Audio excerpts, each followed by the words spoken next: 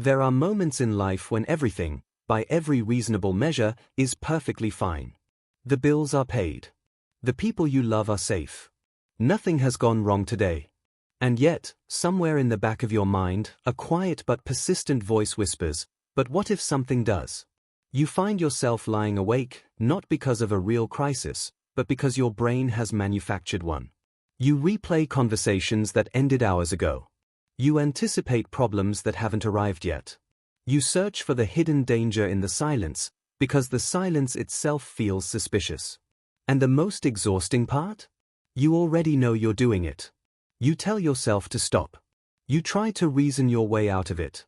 But the thoughts keep coming anyway, circling like planes that are never given clearance to land. This is overthinking.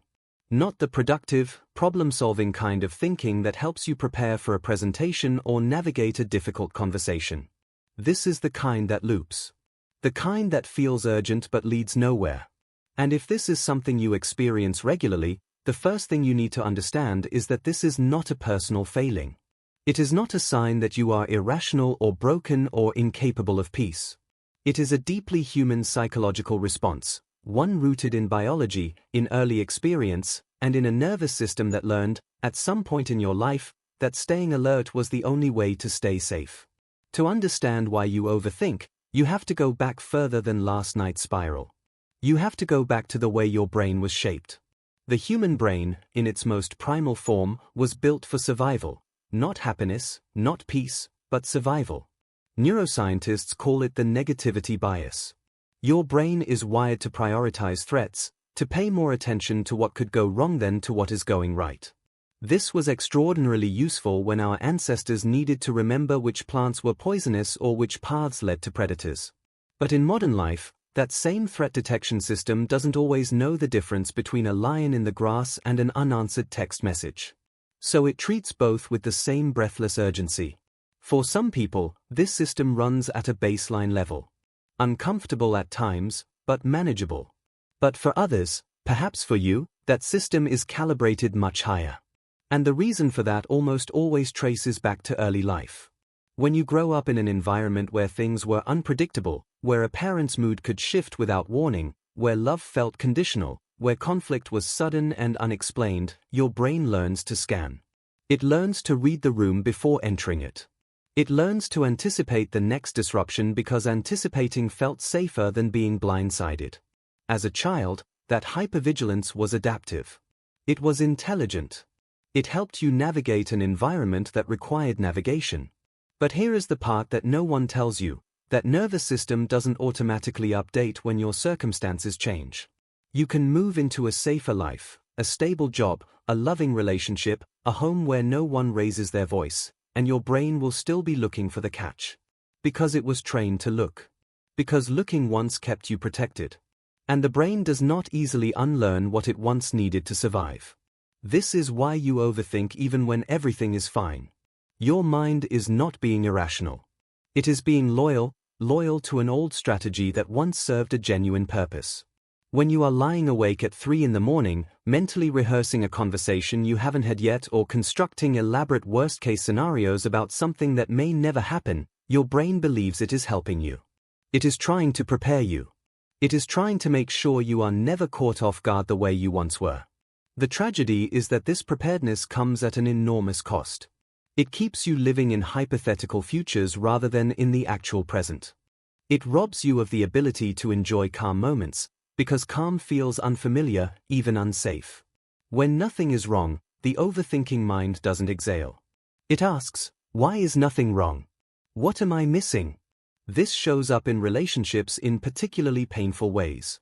You send a message and the other person doesn't respond quickly, so you begin to build a narrative. They're upset with you, you said something wrong, they are pulling away. By the time they finally reply, you've already lived through 3 versions of a breakup that never happened. Or perhaps you're in a relationship that is genuinely good, genuinely loving, and yet you find yourself waiting for it to collapse. You hold your happiness at arm's length because somewhere inside you, you don't quite trust it. You have learned that good things can disappear, that safety can be temporary, and so you brace yourself even in the middle of tenderness. This isn't pessimism. This is a learned emotional posture, one that was shaped long before this relationship existed. Overthinking also quietly fuels perfectionism. When your brain is constantly scanning for what could go wrong, you begin to believe that if you just think hard enough, plan carefully enough, control every variable, you can prevent the bad thing from happening. So you overanalyze your decisions. You second-guess yourself endlessly. You rewrite the email 7 times not because the first draft was wrong but because you are searching for a version that couldn't possibly be misunderstood, misread, or misused. The cognitive exhaustion that follows is immense. And the cruel irony of overthinking is that it often produces the very anxiety it was meant to prevent. The more you turn a thought over in your mind, the larger and more threatening it becomes. You are not solving the problem, you are feeding it. So what do you do with all of this? How do you begin to quiet a mind that was built to stay loud? The first step is one that sounds simple but requires genuine courage. You stop fighting the thoughts and you start getting curious about them. When you notice you are spiraling, instead of immediately trying to shut it down, you ask yourself, what is this thought trying to protect me from? What does this fear say about what I've been through? Because beneath almost every overthinking spiral is a real, tender, legitimate wound. A fear of abandonment. A fear of failure. A fear of being blindsided again. These fears deserve acknowledgement, not suppression. When you give them language, when you name them with compassion rather than frustration, their grip begins to loosen. The second shift is learning to distinguish between thinking that serves you and thinking that simply exhausts you. Productive thinking moves toward a conclusion, a decision, a plan, a resolution. Overthinking moves in circles. It revisits the same ground without arriving anywhere. When you notice yourself in that loop, gently redirect, not by forcing positivity, but by returning to the present moment. What is actually true right now, in this specific moment? Not tomorrow. Not next week. Right now. This practice, done consistently, begins to retrain a nervous system that has long confused anticipation with protection. And perhaps most importantly, give yourself permission to let good things be good. You do not have to earn peace by suffering for it first. You do not have to brace yourself against joy in order to survive its absence. The quiet life you have built, the relationships that feel steady, the ordinary Tuesday that holds nothing terrible in it, these things are real. They are not traps. They are not setups for future disappointment.